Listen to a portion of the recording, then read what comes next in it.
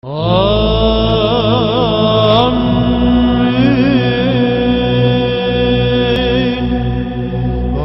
Într-o împărăția Ta când vei veni, pomenește-ne pe noi, Doamne, când vei veni într-o împărăția Ta.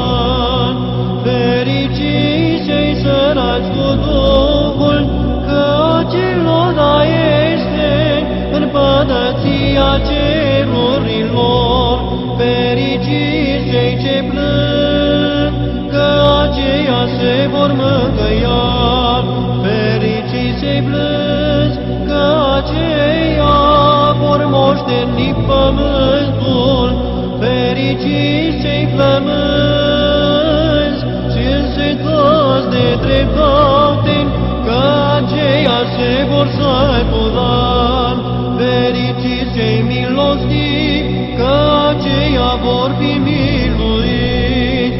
Fericiți cei curați cu inima, că aceia vor vedea pre Dumnezeu. Fericiți făcătorii de pace, că aceia fiii lui Dumnezeu se vor chema. Fericiți cei prigoniți pentru dreptate, că acelora este împărăția cerurilor. Fericiți veți fi când vă vor ocărî și vă vor prigoni și vor zice tot cuvântul rău împotriva voastră, mințind pentru mine.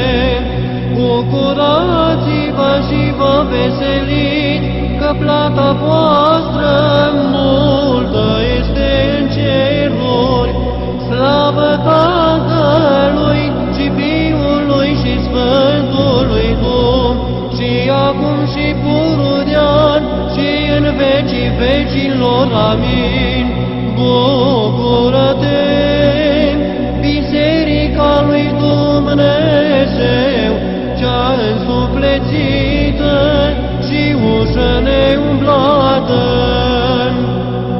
Bucură-te, scaune și în chipul focului.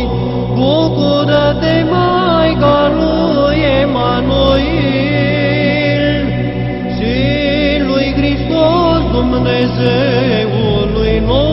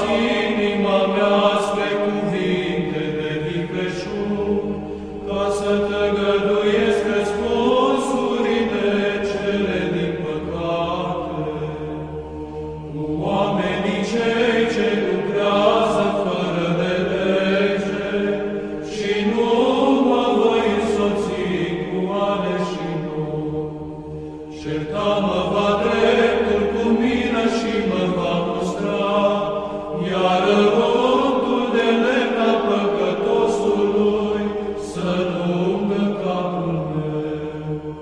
Că încă și rugăciunea mea este într-o bună vremine lor, înghițindu-s lângă piatra judecătorilor.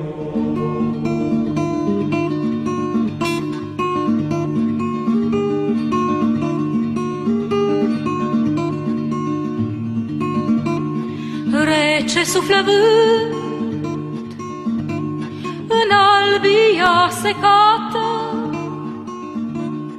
soarele asgrâu ce noi l-am smuls din piatră, și nu lăsa măicuță să pieri pe cale.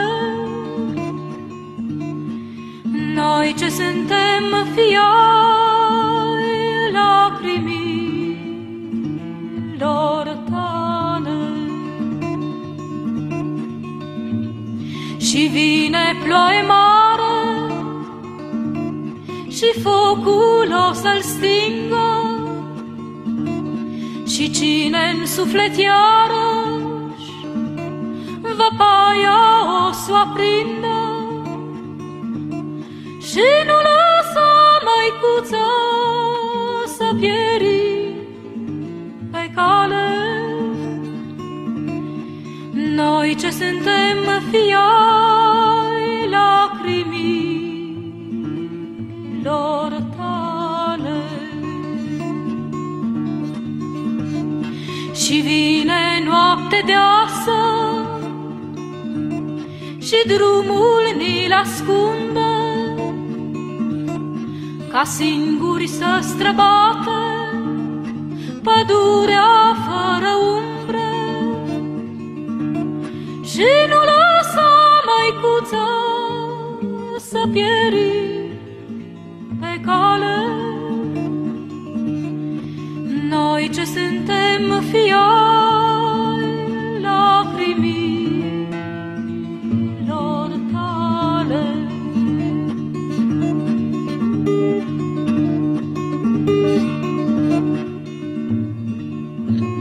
Și vine apă mare și podul ni-l dărâmă, și mult prea larg e râul ca tu să întinzi o mână. Și nu lăsa măicuță să pieri